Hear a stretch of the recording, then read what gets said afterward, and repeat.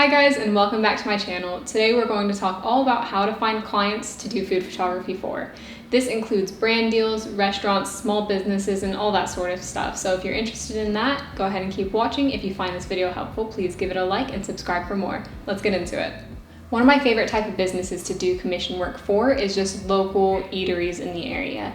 I just really like these small businesses because they either just started and really need that boost to get going in their local market, or they have been around for a while, but they really have a hard time promoting themselves and showing just what they have to offer.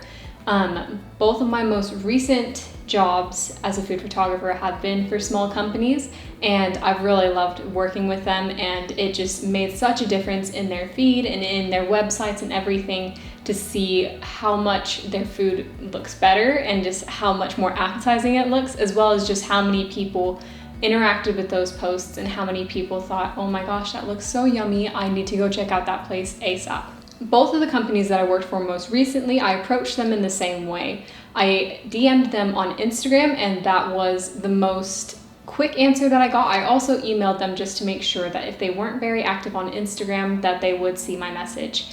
I came up with just a little email template introducing myself, showing what I do, and I also created a portfolio website, which is going to be your most important step in this whole entire process. You need a portfolio displaying all the different kinds of work that you can do in order to get any client, no matter what they do.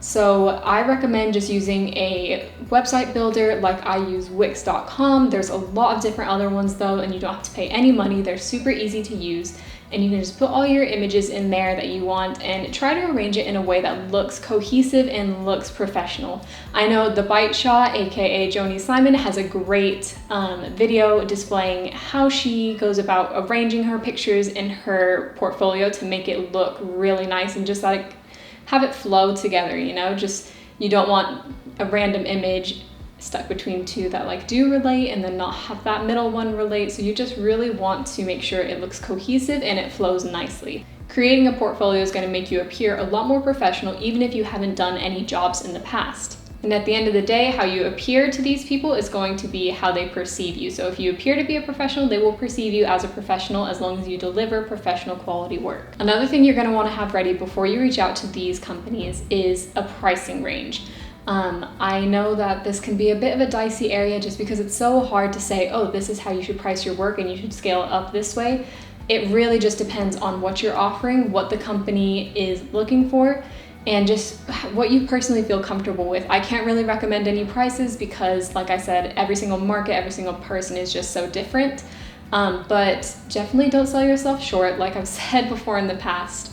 Make sure that you charge a fair price for your work and reach out to other photographers and see what kind of rates that they're charging and just compare yourself in that sense. Not necessarily a comparison game of like, oh, they're much better than me or anything like that, but just try to get a ballpark range of what people are offering in the area. That way you can offer fair prices but not undercharge for your work. The other type of partnership that you can get paid for as a food photographer is brand work.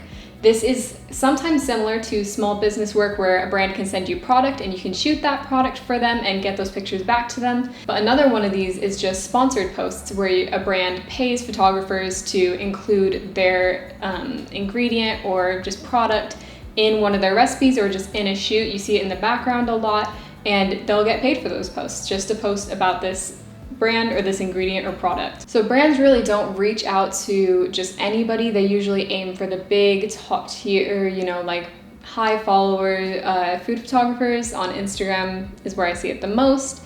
But a good way to start gaining attention from these brands is just to start including their packaging, their products in your photography, and odds are you already use some of their products anyways when you bake something or cook something. So it's just a little bit of extra work to set up a scene to include some of their packaging in there. And you don't even have to include the actual packaging, just tag them, make it clear that, hey, I use this brand to make this food. You should check them out. And you can either get reposted to that brand's story, they can reach out to you via DM and just say, oh, thanks, I'm so glad you enjoyed the product, or something like that. And it's just those little touch points that slowly build up to actual partnerships and sponsorships that you really are looking for. And sometimes you can even reach out to a brand and say, hey, I have this picture, love your product, that sort of stuff. If you're wanting to use this, feel free, and kind of just not necessarily do a lot of free work, but if you have it already and you're going to post it, might as well just send it to them and say like, oh, hey, here's this. And they might repost it on their feed, or just, you know, at least acknowledge you. And then you kind of get exposure through that. And exposure is your friend in the food photography world. At the end of the day, you really just need to be consistent. And that's kind of the overarching theme for everything in food photography. You need to stay consistent.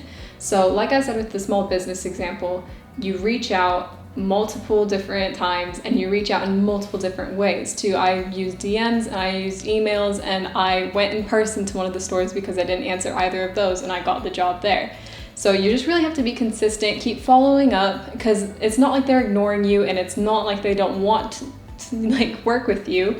It's literally sometimes they just don't see your message. So be consistent, follow up, and make sure you just appear like a professional and hold yourself like a professional. Because if you believe in your work and believe that you can do a good job, all you have to do is go and show them that you can do a good job. Like, that's literally it. It's so much simpler than everybody makes it.